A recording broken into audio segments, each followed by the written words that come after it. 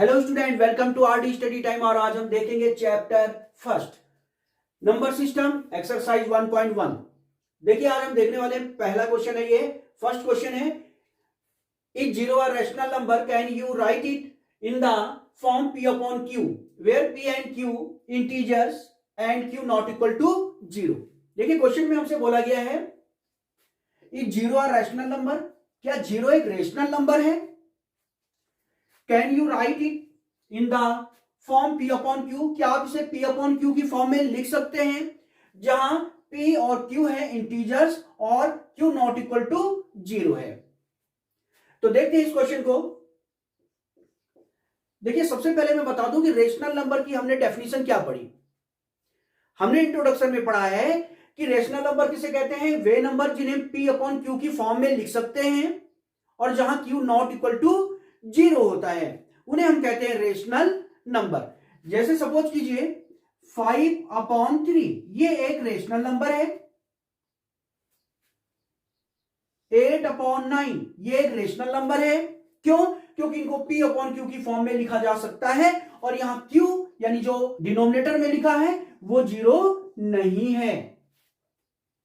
तो यही हमने यहां पे देखना है कि जीरो रेशनल नंबर है या रेशनल नंबर नहीं है। तो देखते हैं इसे। तो देखिए जीरो को आप इस तरह से लिख सकते हैं 0/1। ये देखिए ये है p अपॉन q की फॉर्म में। और रेशनल नंबर की डेफिनेशन के अकॉर्डिंग q जो है नॉट इक्वल टू होना चाहिए जीरो। तो यहां आप देख रहे हैं कि q not equal to zero है, q इक्वल टू क्या है 1। ठीक है, तो आप देख सकते हैं कि जीरो को हम p अपॉन q की फॉर्म में लिख सकते हैं जहां q not equal to zero है, इसलिए जीरो एक रेशनल नंबर होगा।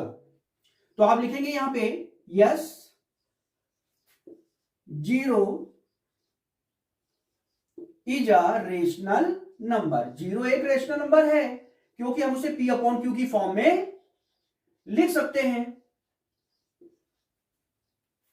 तो ये था आपके पास क्वेश्चन नंबर फर्स्ट। और अब हम देखते हैं क्वेश्चन नंबर सेकेंड। चलिए अब देखते हैं question number two. Question number two है, find 6 rational number between 3 and 4। 3 and 4 के बीच हमने 6 रेशनल नंबर फाइंड करने हैं।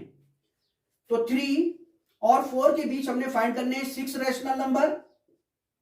3 को आप लिख सकते हैं 3/1 और 4 को लिख सकते हैं 4/1। तो सबसे पहले हमारा काम यह होगा कि डिनोमिनेटर को एक जैसा बना लें। यहां पे ऑलरेडी एक जैसा है 1 1। इसके बाद आपको फाइंड करने हैं 6 रेशनल नंबर। तो 6 रेशनल नंबर फाइंड करने हैं, तो 6 + 1 यानी 7। 7 का न्यूमरेटर और डिनोमिनेटर में मल्टीप्लाई कर देंगे इस तरह से। अब देखिए ये हो जाएगा 7 3 जा 21, 7 1 जा 7, 4 7 जा 28, 7 1 जा 7। अब देखिए 3 और 4 के बीच 6 रेशनल नंबर हम यहां फाइंड कर सकते हैं।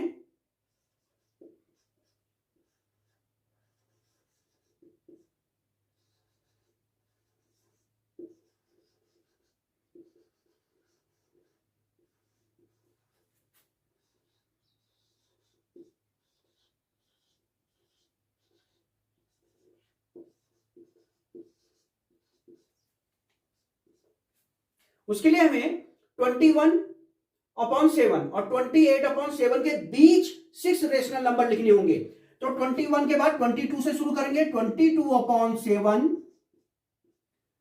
23/7, 24/7, 25/7, 26/7, 27/7। इसको ना लिख दें, 28/7 नहीं लिख सकते हम क्योंकि हमें इनके बीच के रेशनल नंबर फाइंड करने हैं। ठीक है, इनको इंक्लूड नहीं करना है। तो आप देखेंगे 3 और 4 के बीच 6 रेशनल नंबर हमें फाइंड हो गए हैं, 1 2 3 4 5 6। देखिएगा अगर आप चाहें और भी ज्यादा रेशनल नंबर फाइंड कर सकते हैं इनके बीच। कैसे? 7 से बड़े नंबर का मल्टीप्लाई कर दें, जैसे 8 का, 9 का, 10 का। जितने बड़े नंबर का मल्टीप्लाई करेंगे उतने ज्यादा रेशनल नंबर आपको इनके बीच फाइंड हो जाएंगे। इस क्वेश्चन का आंसर अलग अलग आ सकता है, ठीक है।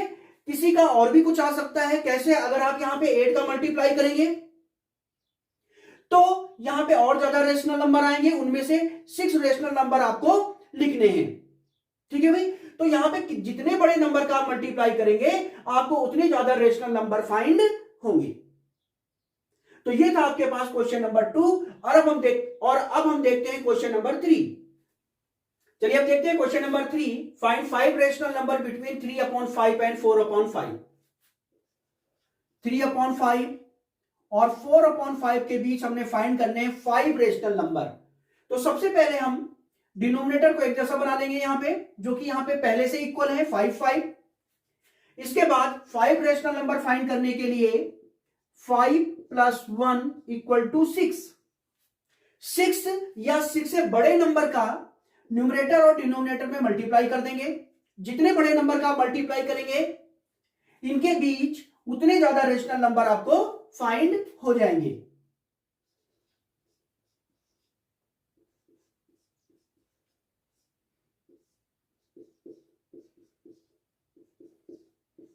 तो यहां मैंने 6 का मल्टीप्लाई कर लिया है। 6 3 = 18, 5 6 = 30, 4 6 = 24, 5 6 = 30। अब 3/5 और 4/5 के बीच 5 रेशनल नंबर हम लिख लेंगे यहां पे।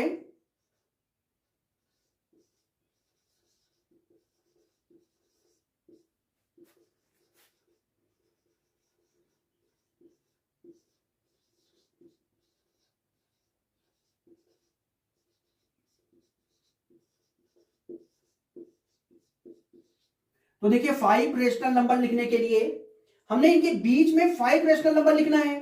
तो 18/30 को नहीं लेंगे, 24/30 को नहीं लेंगे, इनके बीच के नंबर लिखेंगे। यानी 18/13 के बाद 19/30, 20/30, 21/30, 22/30, 23/30, 24/30 को नहीं लिखना है, इससे पहले के नंबर, ठीक है। कितने नंबर हो गए? 1 2 3 4 5।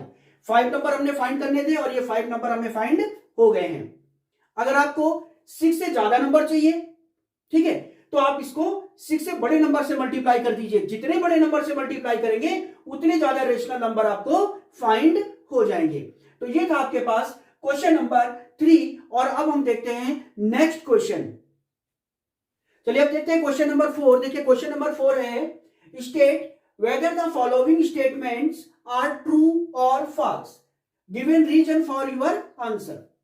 हमें ये कुछ स्टेटमेंट गिवन है, हमें बताना है कि ये स्टेटमेंट ट्रू है या फॉल्स है, और रीजन भी देना है कि क्यों ये ट्रू या फॉल्स है। चलिए देखते हैं पार्ट फर्स्ट।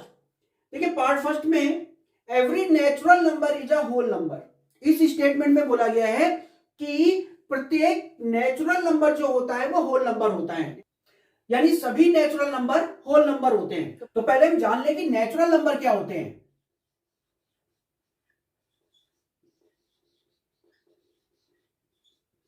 देखिए हम जानते हैं कि ऑल काउंटिंग नंबर जो होते हैं उसे नेचुरल नंबर कहते हैं। काउंटिंग नंबर यानी 1 2 3 4 5 6 सो ऑन।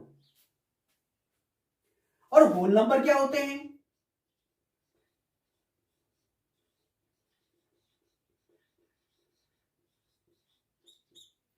नेचुरल नंबर के साथ अगर हम जीरो भी इंक्लूड कर दें तो ये हो जाते हैं होल नंबर। अब स्टेटमेंट में आपसे बोला गया है कि एवरी नेचुरल नंबर, ये जो सभी नेचुरल नंबर हैं ये होल नंबर होते हैं। तो बिल्कुल ट्रू है। देखिए ये सभी नेचुरल नंबर होल नंबर के अंडर में आते हैं। देखिए 1 2 3 4 5 6, 1 2 3 4 5 6, इसमें जीरो भी इंक्लूड रहता है, लेकिन सभी नेचुरल नंबर होल नंबर में आते हैं। तो ये स्टेटमेंट है ट्रू।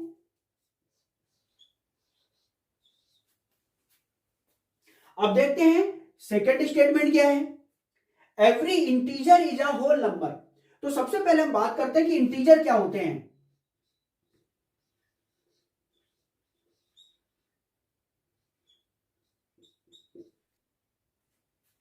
तो देखिए 0 1 2 3 4 5 6 7 सो ऑन, यानी सारे होल नंबर और -1 -2 -3 -4 सो ऑन, ये सभी नेगेटिव नंबर भी इंक्लूड होते हैं इंटीजर में। अब बात करते हैं होल नंबर की।